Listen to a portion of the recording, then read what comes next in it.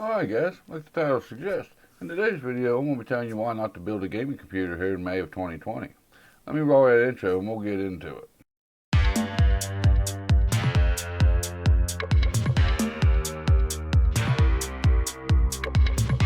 Alright all, like I said in the intro and the title suggests, I'm going to give you a few reasons why you shouldn't be building a gaming computer here in May of 2020, or the beginning of May of 2020 anyways.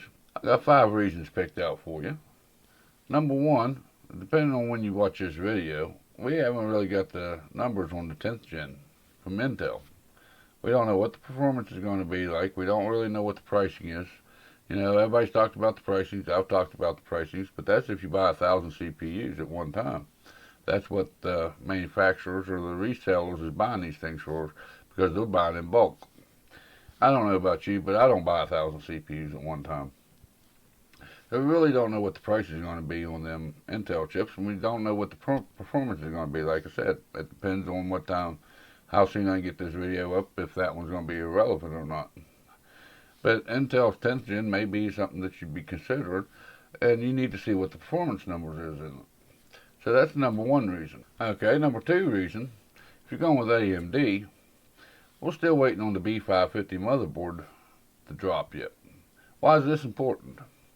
Well, it's important for a couple of reasons. If you've been around the channel, I like to build systems that's got an upgrade path to it. And the B550 is going to be compatible with the 4th gen and so on processors, where the B450 or the 470 motherboards ain't going to be compatible with future CPUs. So you're going to need to wait on to buy B550 if you want an upgrade path. Now, this ain't a real big deal. I mean, if you go with a B450 motherboard or something like that, you know, you get a budget CPU today, you can always upgrade your CPU later on. You know, you can go all the way up to a Ryzen 9 3950X if you want to. That's totally your choice. But it don't have frontwards compatibility with the upcoming, you know, I mean, the highest you could go is the Ryzen 3000 series. You want to go beyond the Ryzen 3000 series, you'd have to buy another motherboard. You'd have to get another, the B550 or the X570 motherboard to do so. So that's my number 2 reason for it. My 3rd reason, port availability.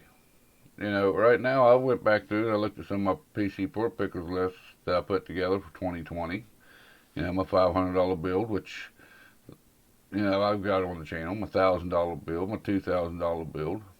And right now, you're paying anywhere from $100 to $200 more for these ports, and a lot of them is showing the ports ain't available in the list. So you're paying $100 to $200, and you ain't even getting a complete system, and you're going to have to substitute them, which is going to even take it even higher. So you're looking at, you know, $300, $400, $500 more for the same systems that I put the ports list together for just a couple months ago. And them two kind of tie together. You know, ports is harder to find right now. And if you just buy what's available, you may shoot yourself in the foot. You may not get what you exactly want. You may not get the performance out of the ports that you want, because you got to go with less than what you want, which means you're going to be upgrading sooner, which is going to cost you more money. So them two kind of tie hand to hand. You know, it's be the prices and the ports being hard to find. So I wouldn't recommend doing either one of them. You know, you don't want to have to upgrade. You know, you buy lesser of a CPU than what you want now. And a couple months later, when everything straightens out, then you have to buy the one you really intended to. But it ain't kosher to do that. It ain't proper to do that, and it's just gonna cost you more money. Yes, you could do that, and then sell your used processor on the used market, but you ain't gonna get out of it what you got invested in it. So it's a bad financial decision on my way I look at it anyway. And as far as buying used ports right now, you know, I put this down as a reason as well. You know, buying used ports right now, with everything that's going on in the world, you know, you're going to be running into a lot of scammers out there trying to sell used computer components, because the demand for them went up and the supply of them came down. There's going to be a lot of people out there trying to scam you, trying to sell you, you know, they're going to tell you it works good, this and that, and you're going to get home and test it, and it ain't going to be worth a diddly. There's going to be an oversized paperweight for you, which I don't even know if paperweight's a thing anymore or not. But anyways, you know, still yet, you know, there's going to be a lot of people out there, because the demand is so high and the supply is so low, that they're going to be out there scamming you. or they're going to be flashing a video card with a different BIOS, or, there's a lot of different ways you can get scammed with computer components. And with everything that's going on and everybody's hurting for finances right now, there's going to be a lot of people out there running them scams to try to make a buck. So that's my last reason why. You got new hardware coming out that we don't have the numbers about, which makes it hard to suggest building a gaming computer right now. You have the prices and the ports, which the prices is outrageous. The ports is hard to find.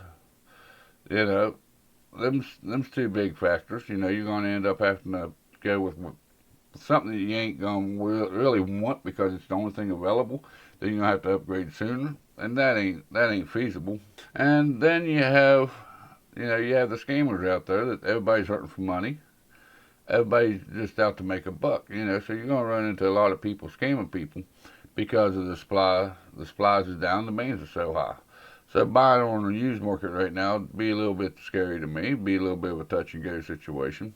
Unless you really know the person, you really trust the person, I wouldn't be buying used parts right now. Just because everybody's so hard up for cash and the prices and the stocks, everything's out of whack right now. I wouldn't suggest it. I don't do it myself. I wouldn't suggest you all to do it. But them's my reasons why you may not want to build a gaming computer. If you put them all together, there's 5 reasons there.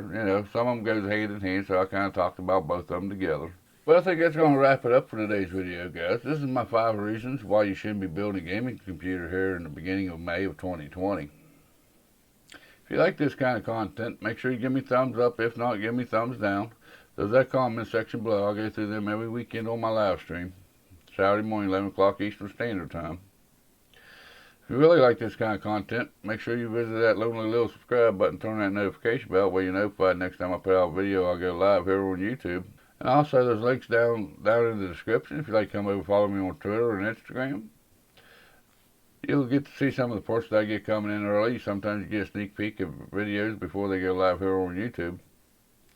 And with all that being said, you all have a good day. And I'll see you in the next video or live stream.